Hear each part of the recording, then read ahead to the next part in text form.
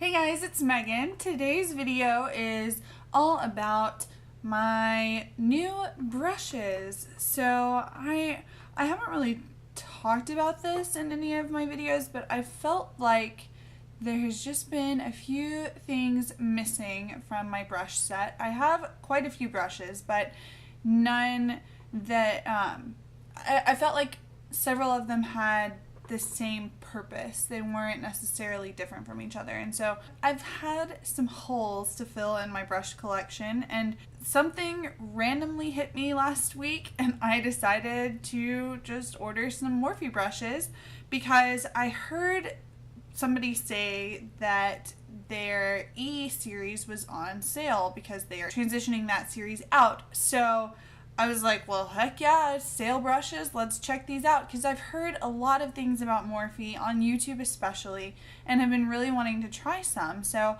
I figured now's as good a time as ever if I'm going to give these a shot. So I went ahead and placed an order, and I got 5 brushes. These are the 5 I got right here. And I am going to start from smallest. And I'm just going to tell you the name on the brush, and I'll put in writing down here somewhere what it is called.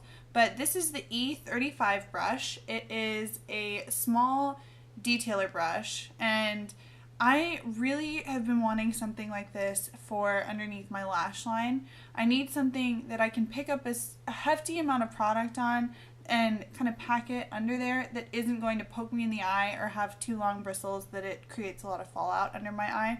And so I actually have already tried this one and I really like it. It was super easy to use, and this actually picked up a lot of more product than I was expecting it to, and so it did a wonderful job of exactly what I was expecting it to do. So I would definitely recommend checking this one out. Again, it's the E35. Next, I have the E24. This one is a kind of tapered blending brush, and this one I haven't quite decided on yet. I think it's going to come in handy for me. I have used it, but it's very stiff. It's not soft and flexible like all of my other blending brushes are. Like, for example, my IT Cosmetics one, super flexible. It moves in all different directions, whereas this one is just very, very stiff. I like that it's pointed on the end because my eyes are... I have a hard time with figuring out what my eye shape or I don't know. I feel like I have slightly hooded eyes. Correct me if I'm wrong if you know what that means, but I just feel like a lot of the time whenever I put a color through my crease, it goes way too high and it looks funny on my eye. So I wanted something to be a little bit more precise, and I think that this is going to be good for that. It's just a different feeling from what I'm used to. It's a little more structured and feels like I'm jabbing something in my eye, but it fits really well in that area, and it's going to do a great job at giving you a really precise crease line that isn't going to be over fluffed out and blown out. So if you're looking for something like that, this is a great deal on the brush. Here's a little look at it. Next, I have the E17 brush. This is the only brush out of the 5 that I have not tried yet, but I have a feeling I'm gonna love it because it seems like a nice little blending brush. It's super fluffy, but it does have shorter bristles from the other blending brushes that I have, so I feel like it's not gonna let the product swirl as far around my eyelid. I'm excited to try this one out. It just wasn't what I needed for the look that I did today, and I just tried all of these today. So I'm excited to try this one. I think it's going to be useful, and it is more than likely going to be a great blending brush. Next, this is the one that I had to get, and it is not a part of the E series, but I still think it was like $7. So these brushes are super affordable, whether they're on sale or not. So if you are looking for some high quality brushes, definitely check these guys out. This one is the M501, which is the brush Queen Jaclyn Hill has been talking about for ages and ages about applying highlight, and I used it today. I really like it. It feels a little bizarre to me because I'm used to applying highlight using like a fan brush or a really packed brush to kind of focus it in one area, but this is kind of like the best of both worlds. and I feel like it did a really nice job of applying my highlight today. I applied it on my cheekbones, on my nose, and my Cupid's bow, and I feel like it did a nice even job without losing too much product along the way. I think it picked up the right amount of product instead of packing too much on, and I really like it. So definitely check this one out if you are looking for a highlight brush. And then last but not least, we have the Big Kahuna. This is the E2.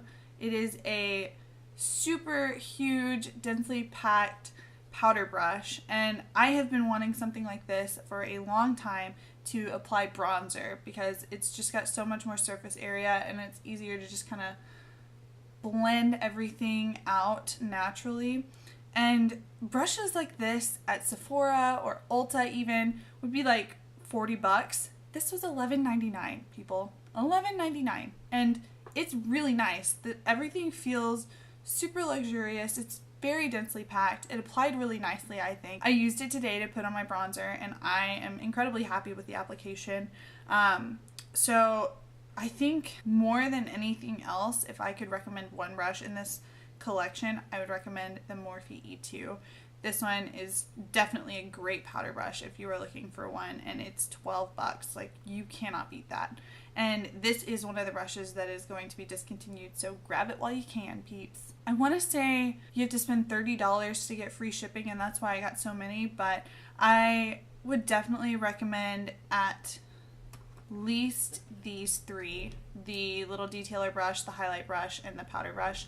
So far, I am really, really, really happy with how all three of these have worked, and I am confident that the other two are going to work for me too. I just need to get a little bit more use out of them. Overall, with Morphe brushes, they feel so much nicer than you would expect for a $12 to $3 brush.